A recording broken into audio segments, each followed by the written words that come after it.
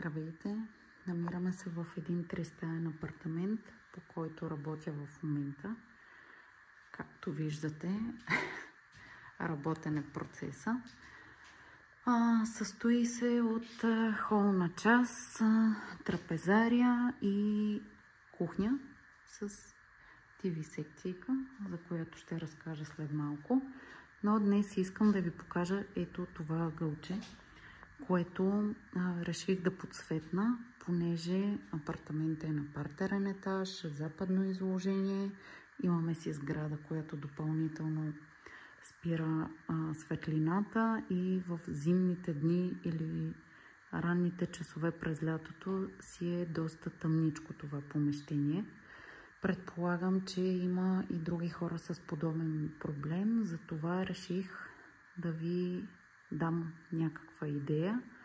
Ако се чудите как да подсветнете и да не използвате дизайнер, аз не съм дизайнер, просто имам идеи, може да ми откраднете идеята, ако ви харесва.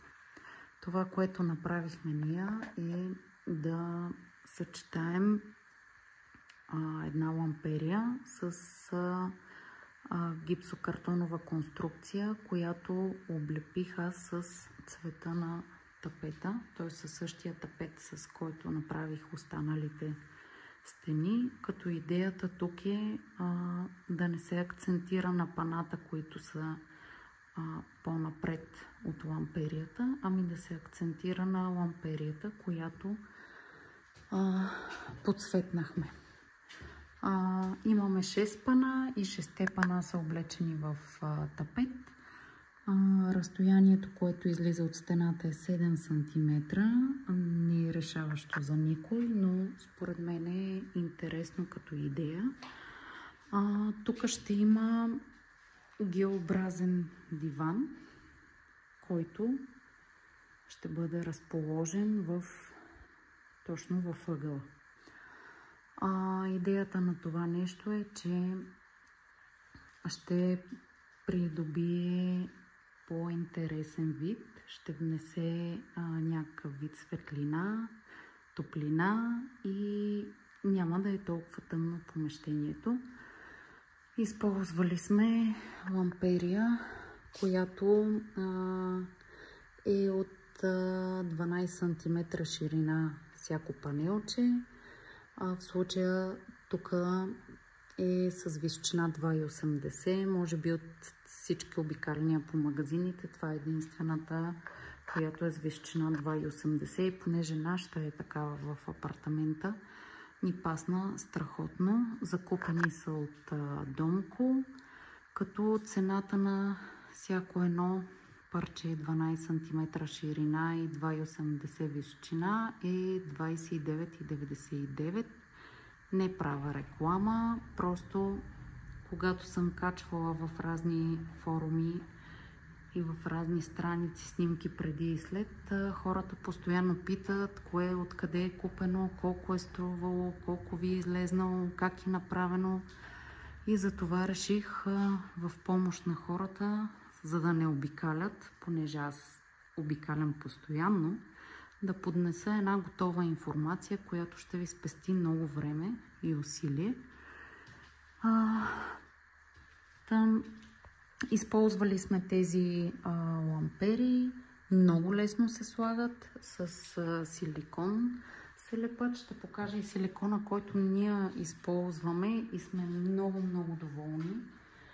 Лепиме много неща с него, гръбчетата на кухнята, мивките лепиме, огледала и общо взето всичко, което може да се залепи с силикон и не е нужно да е водоустойчив. Използваме ето това. Много трудно се намира.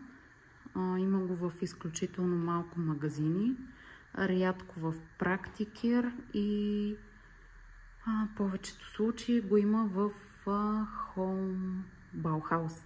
Чакай да не се ги бъркам. Bauhaus. Така. Много бързо фиксира и издържа на до 400 кг.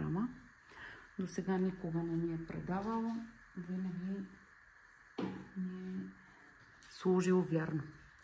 Винаги, когато сме взимали алтернативи на нещо такова, понеже не е имало този, винаги сме имали проблеми или сме били разочаровани, или е било много по времето за съхне много по-дълго, отколкото пише на опаковката. Това, което исках да ви кажа е, че LED лентата, която използваме, винаги е топла светлина. За мен е задължително, когато е в домашни условия, да се използва топла светлина. Твърд противник съм на студената за жилищни нужди. Мисля, че това е необходимо само за офисни помещения, но въпрос на вкус. Аз лично винаги използвам топла светлина. Това също, което направихме, е да сложим датчик за дистанционно, което е много удобно. Ако си лежиш на диванчето и искаш да включиш или да изключиш, да не е нужно да ставаш. Ето, не знам дали реално ще се види красотата на това нещо по този начин, но после ще го покажа, когато вече е поставен и дивана и целият интериор е завършен, но мисля, че е доста ефектно и си заслужава да поработите на някакъв такъв акцент в някое ъгълче, което си мислите, че е по-тъмно и искате да го подсветнете. Отсреща направихме друга конструкция от гипсокартон, която ще има рафчета, те също ще бъдат подсветнати. Вградихме един шкаф, който шкаф е купен от IKEA. Подсветнахме го и него и сложихме още от тези пана, за да могат да кореспондират с отсрещните.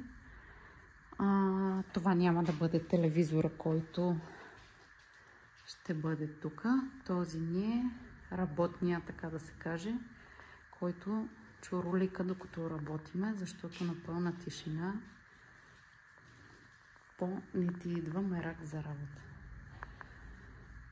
Сега работният процес е такъв, че то е мръсно, разхвърляно, недовършено и може би няма да придобиете истинска представа за ефекта, който има това нещо.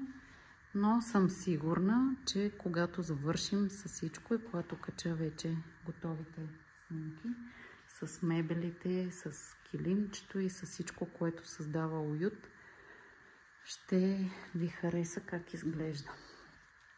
Който иска, може да открадне идеята. Мисля, че не е трудно, не е много скъпо. Един дизайнер би ви взел доста повече пари, не само за идеята, ами и за направата на нещо такова.